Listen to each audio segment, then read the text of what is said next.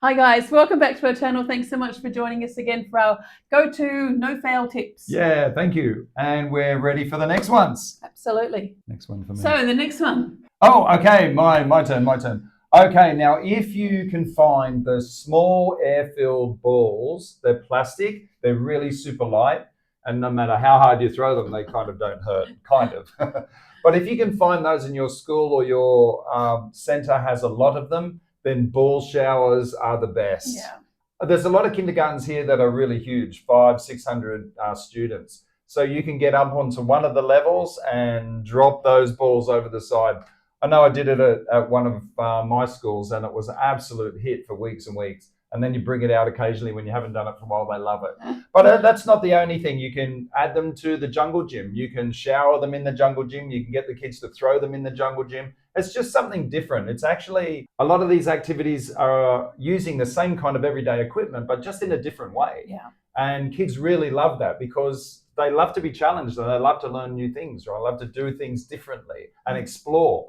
So dropping the balls from a height, throwing them on the jungle gym, things like that, they really enjoy. So what you can also do with the ball shower is you can get the kids to have goals. You can get them to have buckets. You can get them to take buckets, or we had great big bowls, plastic bowls, and the kids could carry them around. And they put a particular color, try and catch as many as they can, try and get as many of the reds as they can. You can have different goals for them. I've seen you do that activity where you've been up on, I think it was like the third or fourth level, Yes. and you and your assistant threw all the balls over, and the kids all had the kids all had the barrels or the containers that you were speaking about, and they're running around crazily trying to catch bouncing them. off their head. Yeah, it was funny. It was very funny. But then, of course, you've got this area full of these coloured balls, so everybody's running around collecting as many as they can. So you can use a lot of language associated with that as well. It was a lot of balls, believe me. Like, yeah. It was a huge tub. Maybe 100 or 200. 2 million or 3 million, something like that. Okay, guys, what's the next one for us? Well, the next one is using the waters again and paintbrushes this time. And it's just painting the ground. Like, there's a lot of cement. There's a lot of kind of like hardish surfaces, and kind of like tracks of roads around a lot of the kindergartens. So we would use the brushes, like thick brushes, and just that on elastic attached to small buckets, and the children would just go around and paint the floor, paint the ground. Yeah, obviously you have to have a ton of water or somewhere where you've got access to water.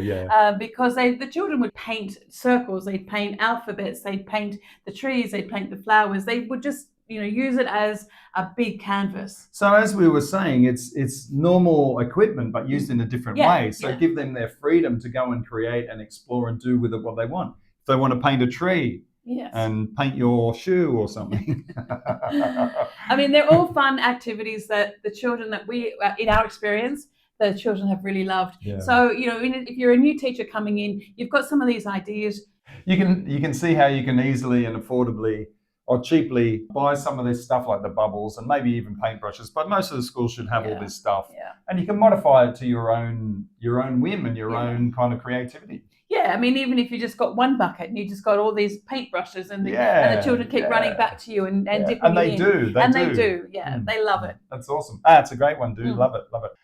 I know this one is one of your favorites. One of my favorites for small groups is scavenger hunts. Now, you can do whatever preparation you want beforehand. You can print out sheets of 10 items or 10 things or 10 observables that you can get the kids. This is very flexible according to the age that you're going to do. You can have 1 or 2 children to do this. So it can be one of the activities that you do with your private students.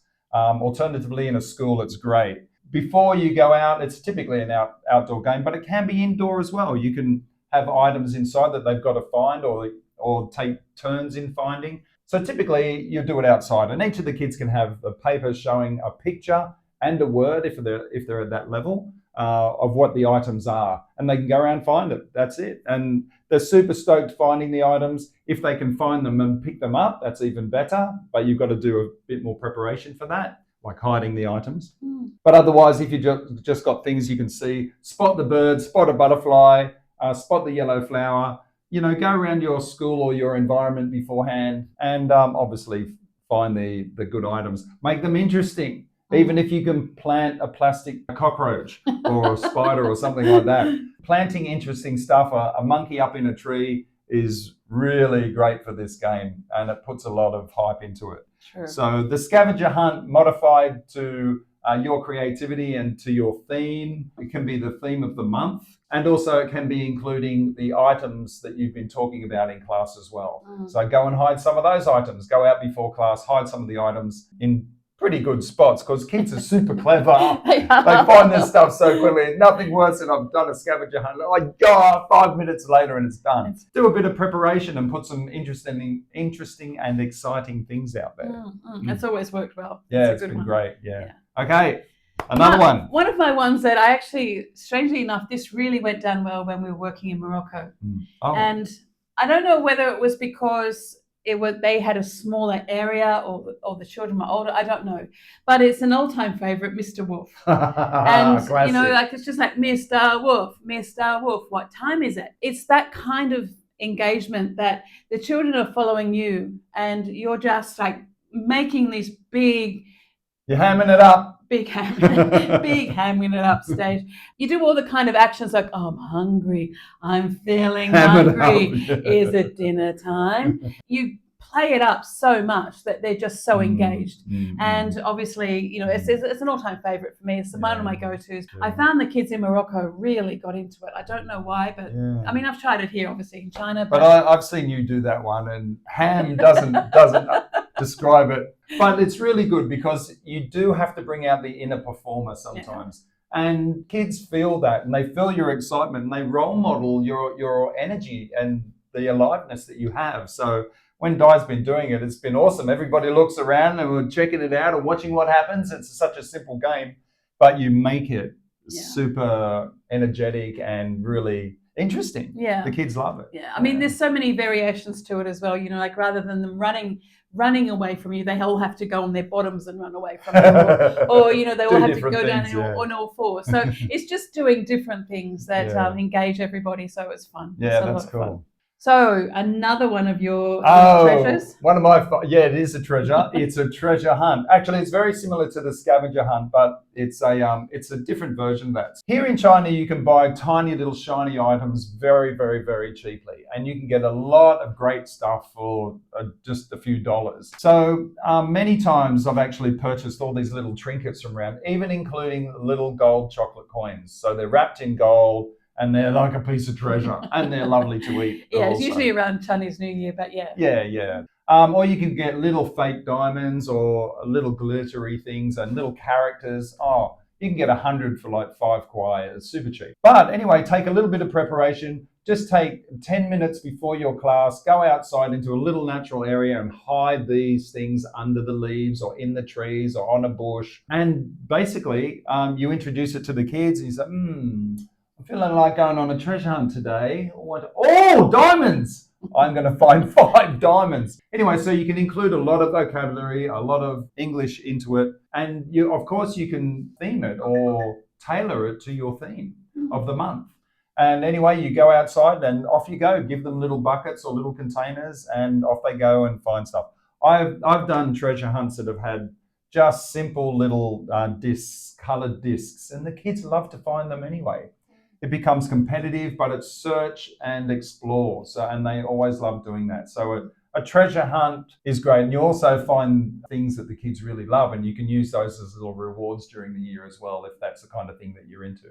But that one's been a hit with all ages of kids. True. Very true. Very true. Have you got another one? Yet another one? I do. One I've done it a couple of times now, and you often get really big boxes, like really big boxes. Oh, you mean like container boxes or cardboard boxes? Cardboard boxes. So imagine a refrigerator or a washing machine. And what I've done is that I've either left the box as it is and just got the paint, and the children have just painted it.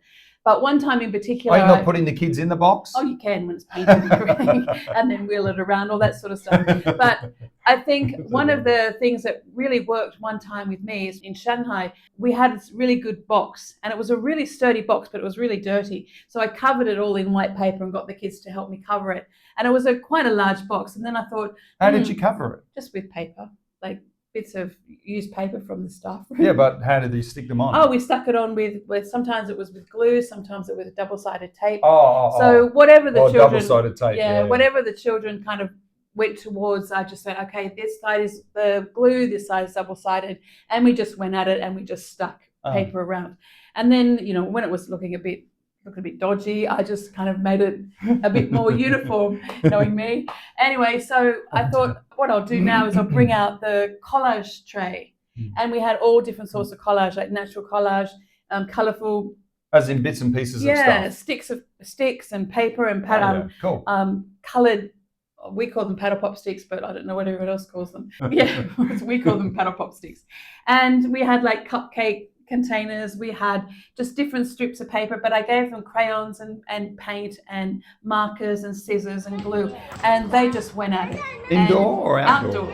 Just outside one of our rooms, we had like an outdoor area that was quite nice.